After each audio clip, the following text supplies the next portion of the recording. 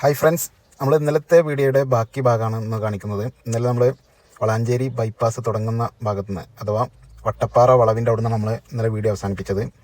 ഇതതിൻ്റെ തുടർച്ചയായിട്ടുള്ള വീഡിയോ ആണ്. അപ്പോൾ ബൈപ്പാസിൻ്റെ വീഡിയോ നമ്മൾ ചെയ്തിട്ടില്ല. നമ്മൾ ശരിക്കും ഞാൻ ഈ റൂട്ടിൽ ഇങ്ങനെ പോയപ്പോൾ ഇങ്ങനെ ഷൂട്ട് ചെയ്തതാണ്. അപ്പോൾ ബൈപ്പാസിലേക്ക് കയറാൻ പറ്റിയിട്ടില്ല. ബൈപ്പാസിൻ്റെ വീഡിയോ ഇനി അടുത്ത ഭാഗമായിട്ട് നമുക്ക് ചെയ്യാം. അപ്പോൾ ഇത് വളാഞ്ചേരിയൊക്കെ കഴിഞ്ഞ് ഇങ്ങനെ മുന്നോട്ട് പോവുകയാണ് നമ്മളെ കുറ്റിപ്പുറം ഭാഗത്തേക്ക്. ഇവിടെയൊക്കെ ചെറിയ തോതിൽ വർക്കുകൾ ഇനിയും കുറേ കംപ്ലീറ്റ് ചെയ്യാനുണ്ട്. ഇവിടെയൊക്കെ എന്ന് പറഞ്ഞു കഴിഞ്ഞാൽ കുറച്ച് ബുദ്ധിമുട്ടുള്ള ഏരിയയാണ്. സിഗ്സാഗ് റോഡായിട്ട് കുറേ ഏരിയകളുണ്ട് ഈ ഭാഗത്ത്, കയറ്റും ഇറക്കൊക്കെ ആയിട്ട് കുറ്റിപ്പുറം വരെ. പിന്നെ കുറ്റിപ്പുറത്തുനിന്ന് അങ്ങോട്ട് പുതിയ ഹൈവേ ആയതുകൊണ്ട് വലിയ ഒരേ ലെവലിലാണ്, സ്ട്രൈറ്റ് റോഡാണ്. അവിടെ റീഅലൈൻമെൻറ്റുകളൊന്നും വരുന്നില്ല, കാരണം പുതിയ റോഡാണല്ലോ. പുതിയ റോഡായതുകൊണ്ട് തന്നെ അത് നിലവിലുള്ള റോഡ് തന്നെ വീതി കൂട്ടുക എന്നുള്ളൊരു ഇതേ ഉള്ളൂ. പക്ഷേ ഈ നമ്മുടെ പഴയ റോഡായ ഈ വളാഞ്ചേരി മുതൽ കുറ്റിപ്പുറം വരെയുള്ള റോഡ് പഴയ റോഡാണ്. അപ്പോൾ അത് കുറേ റീവർക്കുകളും അലൈൻമെൻറ്റുകളും കാര്യങ്ങളൊക്കെ അവിടെ വരുന്നുണ്ട്. അപ്പോൾ അതിൻ്റെ ഒരു വർക്കും കാര്യങ്ങളും അതിൻ്റെ ഒരു ഡിലേ കാര്യങ്ങളൊക്കെ അവിടെ കാണാം നിങ്ങൾക്ക്.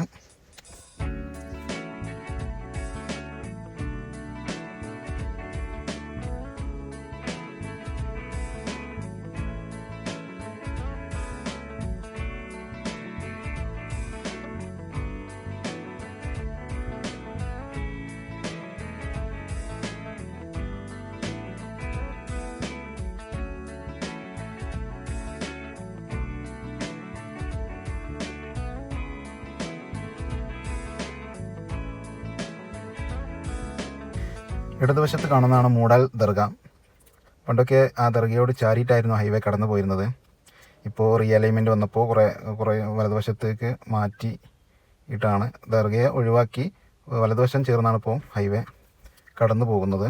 ഈ ഭാഗത്തൊക്കെ ചെറിയ കുറച്ച് വർക്ക് തീർന്ന ഭാഗങ്ങളൊക്കെ ഗതാഗതത്തിന് തുറന്നു കൊടുത്തിട്ടുണ്ട്.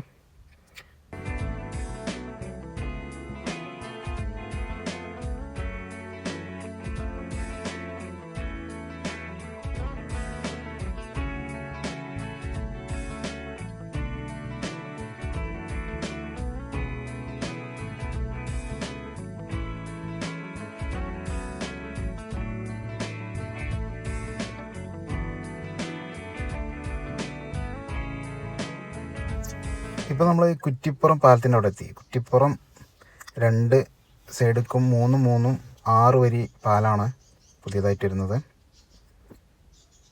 കുറ്റിപ്പുറം പാലം കഴിഞ്ഞു. ഇപ്പോൾ നമ്മൾ പൊന്നാനി ഭാഗത്തേക്ക് ഉള്ള ഹൈവേയിലേക്ക് കടന്നു.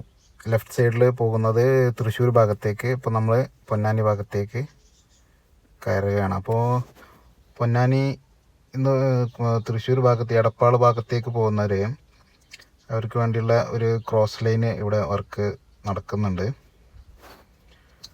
അപ്പോൾ അതൊക്കെ പിന്നിട്ട് നമ്മൾ പൊന്നാനി ഭാഗത്തേക്ക് ലക്ഷ്യമാക്കി പോയിക്കൊണ്ടിരിക്കുന്നു.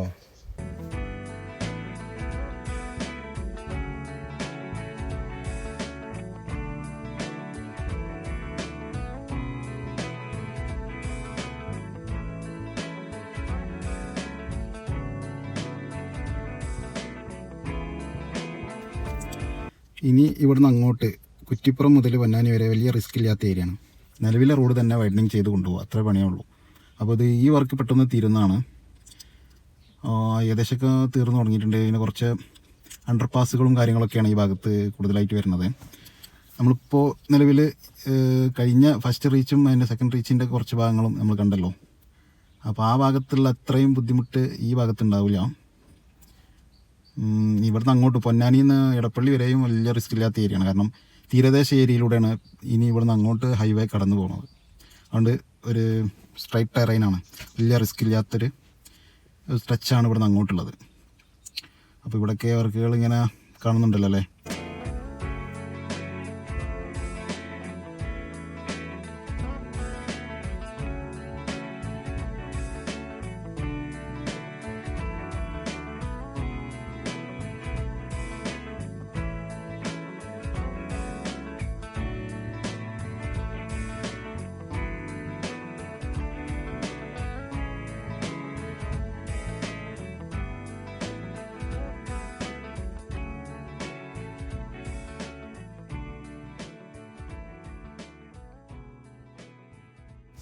മലപ്പുറം ജില്ലയിലെ 2 റീച്ചും ചെയ്യുന്നത് KNRCL തന്നെയാണ്. നല്ല വർക്കാണ് ഇതുവരെ അവർ കാഴ്ചവെച്ചിട്ടുള്ളത്. പിന്നെ ഈ ഭാഗത്തൊക്കെ നോട്ടീസ് ചെയ്തതെന്ന് വെച്ച് കഴിഞ്ഞാൽ ഈ ഭാഗത്തേക്കൊന്നും സ്ട്രീറ്റ് ലൈറ്റ് ഫിറ്റിങ്സ് തുടങ്ങിയിട്ടില്ല. ഈ ഭാഗത്തൊക്കെ പൊതുവേ ഒരു മന്ദഗതിയിലാണ് വർക്ക്. കാരണം ഈ ഭാഗത്ത് വർക്ക് തീർക്കാൻ വലിയ സമയം ആവശ്യമില്ല. കാരണം ഇത് സ്ട്രൈറ്റ് റോഡായതുകൊണ്ട് അവർ മെയിനായിട്ട് കോൺസെൻട്രേറ്റ് ചെയ്യുന്നത് ഫസ്റ്റ് റീച്ചും സെക്കൻഡ് റീച്ചിലെ ഫസ്റ്റ് ഭാഗം, വളാഞ്ചേരി ഭാഗം, ഈ ഭാഗം, അതേപോലെ തന്നെ കുറ്റിപ്പുറം ഭാഗം, ചേളാരി, ഈ ഭാഗങ്ങളാണ് പെട്ടെന്ന് അവർ തീർക്കാൻ നോക്കുന്നത്. കാരണം ആ ഭാഗമാണ് കുറച്ച് ഡിഫിക്കൽട്ടായിട്ടുള്ള ഏരിയ. ഈ ഭാഗത്തൊക്കെ പെട്ടെന്ന് തീരാവുന്നേ ഉള്ളൂ. അപ്പോൾ ഈ ഭാഗത്തൊന്നും ഇനി സ്ട്രീറ്റ് ലൈറ്റ് ഇല്ലാഞ്ഞിട്ടാണോ ഇനി ഫിറ്റ് ചെയ്യാത്തതാണോ എന്താ അറിയില്ല. ഈ ഭാഗത്തേക്ക് സ്ട്രീറ്റ് ലൈറ്റ് ഫിറ്റ് ചെയ്തതായിട്ട് കാണുന്നില്ല. ഇനി ഈ ഭാഗത്ത് സ്ട്രീറ്റ് ലൈറ്റ് ചില ഭാഗങ്ങൾ എല്ലായിടത്തും സ്ട്രീറ്റ് ലൈറ്റ് വെക്കാൻ പറ്റില്ലല്ലോ. ഈ ഭാഗത്തേക്ക് ടൗണുകൾ കുറവാണ്, അതുകൊണ്ട് തന്നെ സ്ട്രീറ്റ് ലൈറ്റ് ഇല്ലാതിരിക്കാനും സാധ്യതയുണ്ട്.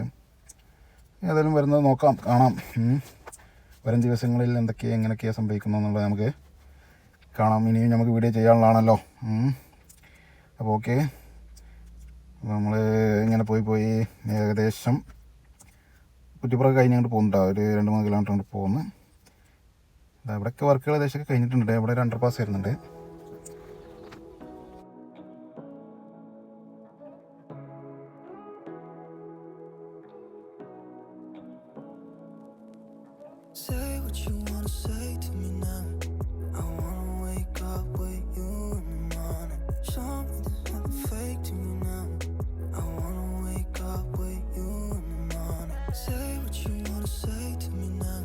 അപ്പോൾ ഇവിടെ ഈ അണ്ടർപാസ് വരുന്ന ഇവിടെ ഒരു ചെറിയ ടൗണും ജംഗ്ഷനൊക്കെ ആയതുകൊണ്ട് തന്നെ ആണ് തോന്നുന്നത്. ഇവിടെ സ്ട്രീറ്റ് ലൈറ്റ് കാണുന്നുണ്ട്.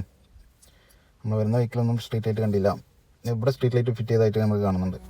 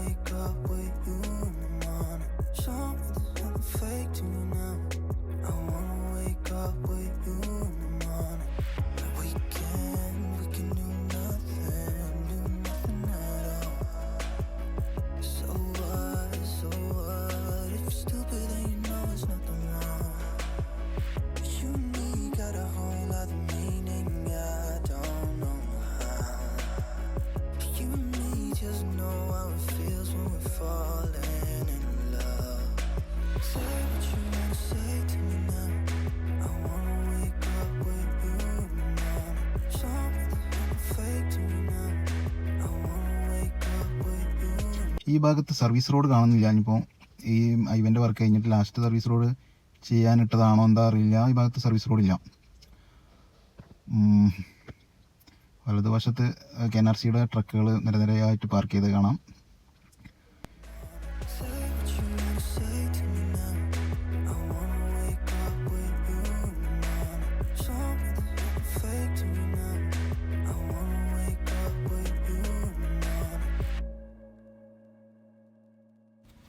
ഈ NH66 എന്ന് പറഞ്ഞ ഈ റീനെയിം ചെയ്ത ഈ ഹൈവേ ഇതിൻ്റെ മുന്നേ NH17 എന്ന് പറഞ്ഞ നമ്പറിലായിരുന്നു അറിയപ്പെട്ടിരുന്നത്.